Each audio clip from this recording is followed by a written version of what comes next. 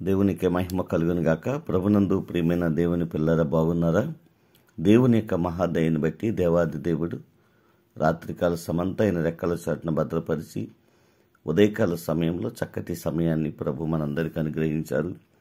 లేచి ఉదయకాల సమయంలో ప్రార్థన చేసుకుని దేవుని యొక్క వాక్యాన్ని ధ్యానించి దినాన్ని ప్రారంభించారు కదూ.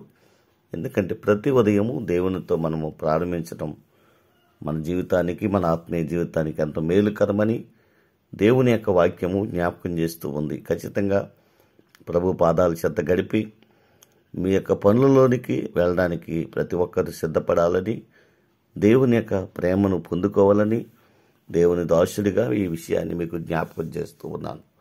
రండి, పరిశుద్ధ గ్రంథం ఒక చిన్న మాట జ్ఞాపకం చేసుకుందాం. ఉదయకాల సమయంలో 2వ దినవృత్తాంతముల గ్రంథం 32వ అధ్యాయము 7వ వచనం.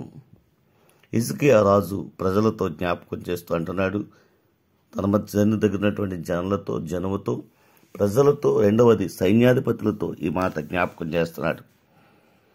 7వ వచనం చూసినట్లయితే, మీరు దిగులు పడకుడి, ధైర్యమును విడువకుడి, అశ్షూరు రాజుకైనను అతనితోనున్న సైన్యమంతటికైనను మీరు భయపడవద్దు, విస్మయమందవద్దు. అతని కలిగి ఉన్న సహాయం కంటే ఎక్కువ సహాయము మనకు కలదు. దేవునికి మహిమ కలుగును గాక. నిజమే ప్రియమైన దేవుని పిల్లరా, విస్తారమైనటువంటి సైన్యము హిజ్కియా మీదకి యుద్ధానికి దిగివచ్చినప్పుడు ఆ సైన్యమును చూసి సైన్యాధిపతులు భయపడుతున్నప్పుడు హిజ్కియా వారిని బలపరుస్తూ జ్ఞాపకం చేస్తున్నాడు. భయపడవద్దు, విస్మయం అందవద్దు, ధైర్యాన్ని విడిచిపెట్టొద్దు. ఎందుకో తెలుసా? దేవుడు మీకు తోడై ఉన్నాడు. వాళ్ళకు కలిగి ఉన్న సహాయం కంటే ఎక్కువ సహాయము దేవుడు మనకు అనుగ్రహించాడు. దేవునికి మహిమ కలుగును గాక. నిజమే ప్రియమైన దేవుని పిల్లరా, ఎటువంటి పరిస్థితులు గుండగా నీవు నేను వెళ్తున్నా భయపడకూడదు, విస్మయం అందకూడదు, ధైర్యాన్ని విడిచిపెట్టకూడదు. ఖచ్చితంగా దేవుని మీద మనము ఆధారపడినప్పుడు అద్భుతమైన కార్యాలని మన జీవితాల్లో, మన కుటుంబాల్లో చూడగలుగుతాం.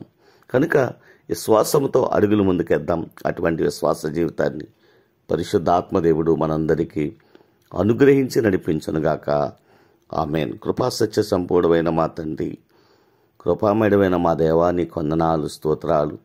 ఈ ఉదయకాల సమయంలో మరో చక్కటి మాట ద్వారా మీరు మాతో మాట్లాడినందుకు వందనాలు, స్తోత్రాలు చెల్లిస్తూ ఉన్నాను. స్థానిక సంఘాన్ని, గ్రామాన్ని కూడా దీవించండి. మా రాష్ట్రాన్ని జ్ఞాపకం చేసుకుని రాష్ట్ర ప్రజలందరినీ దీవించండి. బిడ్డలు చేస్తున్న వ్యవసాయములను, చేతి పనులను, వ్యాపారములను, ఉద్యోగములు కూడా దీవించండి. చదువుచున్న బిడ్డలకు మంచి జ్ఞానాన్ని ఇవ్వండి, ఆరోగ్యాన్ని ఇవ్వండి. రాకపోకలని మీ సన్నిధి వారికి తోడుగా ఉంచి నడిపించండి, బలపరచండి. ప్రభువా, నీకు వందనాలు, స్తోత్రాలు. బలహీనులుగా ఉన్న వారందరినీ మీ రక్తం చేత కడగండి, మంచి ఆరోగ్యము దయచేయండి. దేవా, చదువుచున్న బిడ్డలకు మీ కాపుదలు ఇవ్వండి. వివాహాల కొరకు సిద్ధపరుచున్న బిడ్డలు వివాహాలు సిద్ధపరచండి. గర్భఫలం లేని బిడ్డలకు గర్భఫలాలు దయచేయండి. దేవా, ఈ దినాన్ని చక్కటి కార్యక్రమాలు చేసి పుట్టినరోజు వేడుకలు చేసుకుంటూ వివాహ దినాలు జ్ఞాపకం చేసుకుంటూ నేను గణపరుస్తున్న వారిని కూడా గణపరచండి. మా దేశాన్ని, ప్రపంచ దేశాన్ని కూడా దీవించండి. మా గ్రామాలను, మా ప్రాంతాల దేశాల్లో, రాష్ట్రాల్లో ఉన్నప్పుడు ఈ వీళ్ళందరినీ జ్ఞాపకం చేసుకుని వారి కష్టార్జితం ప్రభువా వారికి, వారి బిడ్డలకు ఆశీర్వాదకరంగా, దీవెనకరంగా మార్చండి. నీ నామాన్ని ప్రేమించి బిడ్డలు చేసిన ప్రతి సత్కారములకు మీరు మనుషులకు అన్యాయస్తులు కాదు కనుక రావాల్సిన నూరంతల దీవెన వారికి సమృద్ధిగా అనుగ్రహించి మీరే ఘనత, మహిమ, ప్రభావాలు పొందమని ఈ ఉదయకాల సమయాన్ని మరొకసారి మీ పాదాలకు అప్పగిస్తూ ప్రారంభిస్తూ ఉండగా దీవించి ఆశీర్వదించి మహిమ పొందమని యేసునామములో ప్రార్థించి స్తుతించి మీకు అప్పగిస్తూ ఈ దినాన్ని ప్రారంభిస్తున్నాము తండ్రి. ఆమేన్.